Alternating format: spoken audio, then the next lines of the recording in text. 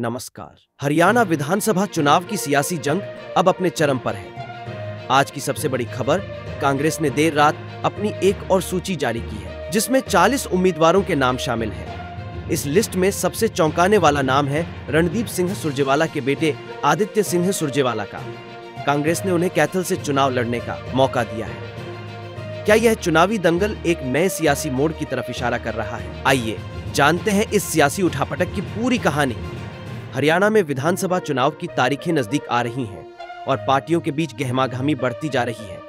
कांग्रेस ने अपनी तीसरी सूची में 40 उम्मीदवारों के नामों का ऐलान कर दिया है, जिसमें आदित्य सिंह सुरजेवाला जैसे नए चेहरे को शामिल किया गया है। कैथल से आदित्य सुरजेवाला के मैदान में उतरने की घोषणा ने राजनीतिक हलचल मचा दी है। वहीं कलायत से विकास सहारण को भी टिकट मिला है।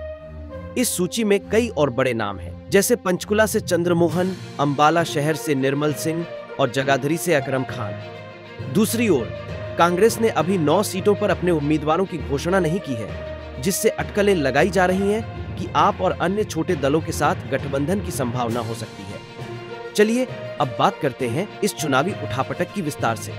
हरियाणा की राजनीति में कांग्रेस और बीजेपी के बीच सीधा मुकाबला देखने की सौख, लेकिन इस बार आम आदमी पार्टी आप भी पीछे नहीं है। कांग्रेस ने अपने तीसरे चरण की सूची में 9 सीटों के लिए अभी उम्मीदवार तय नहीं किए हैं।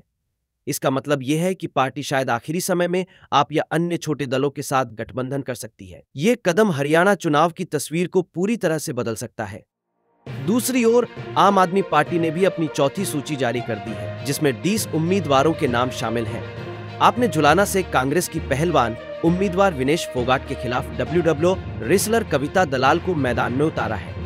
यह मुकाबला बेहद दिलचस्प होने वाला है, क्योंकि दोनों ही महिला रेसलर हैं और राजनीतिक अखाड़े में भी एक दूसरे को चुनौती देंगी। आम आदमी पार्टी ने इस बार 60 सीटों पर अपने उम्मीदवार उतारने का ऐलान किया है, जिसमें कई नए और युवा चेहरे शामिल हैं। अंबाला कैंट से राज कौर गिल, यमुनानगर से ललित त्यागी और करनाल से सुनील बिंदल जैसे उम्मीदवार मैदान में हैं। बीजेपी ने भी अपनी पूरी तैयारी कर ली है। पार्टी ने देर रात 90 सीटों के लिए अपने सभी उम्मीदवारों की सूची जारी कर दी है। लेकिन सबसे बड़ी खबर यह है कि बीजेपी ने अपने वरिष्ठ नेता रामविलास शर्मा को महेंद्रगढ़ सीट से टिकट नहीं दिया। इसके बजाय कम सिंह यादव को टिकट मिला है। यह निर्णय बीजेपी के लिए एक बड़ा झटका माना जा रहा है। अब देखना यह है कि रामविलास शर्मा का अगला कदम क्या होगा, क्योंकि उन्होंने नामांकन पत्र दाखिल कर दिया है और अब वे निर्दलीय चुनाव लड़ सकते हैं। यह हरियाणा की राजनीति में एक नया मोड़ ला सकता है। इस बीच कांग्रेस के कई उम्मीदवार टिकट न मिलने से नाराज हैं। वल्लभगढ़ से प्रयाग शर्मा को टिकट मिलने के बाद मनोज अग्रवाल नाराज हैं, जो लंबे समय से टिकट की दावेदारी कर रहे थे। ऐसे में कांग्रेस के लिए अंदरूनी असंतोष भी एक बड़ा मुद्दा बन सकता है। हरियाणा में अब सभी प्रमुख राजनीतिक दलों ने अपने उम्मीदवारों की सूची लगभग पूरी कर ली है। यह देखना दिलचस्प होगा कि आने वाले दिनों में किस पार्टी की रणनीति सफल होती है। क्या कांग्रेस और आप गठबंधन करेंगे या फिर बीजेपी की ओर से नए उम्मीदवारों का दांव सही साबित होगा?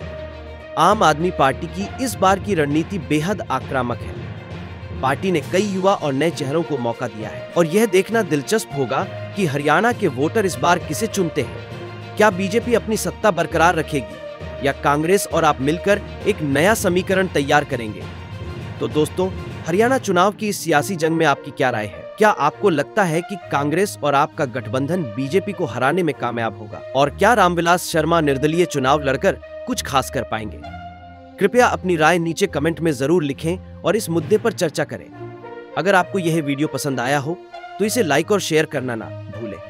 और हाँ, हमारे चैनल को सब्सक्राइब करें ताकि आप हर बड़ी खबर से जुड़े रहें।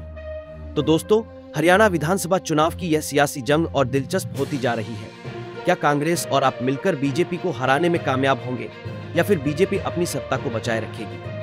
हम इस पूरे घटनाक्रम पर नजर बनाए रखेंगे और आपको हर ताजा अपडेट देते रहेंगे। तब तक के लिए धन्यवाद और जुड़े रहें।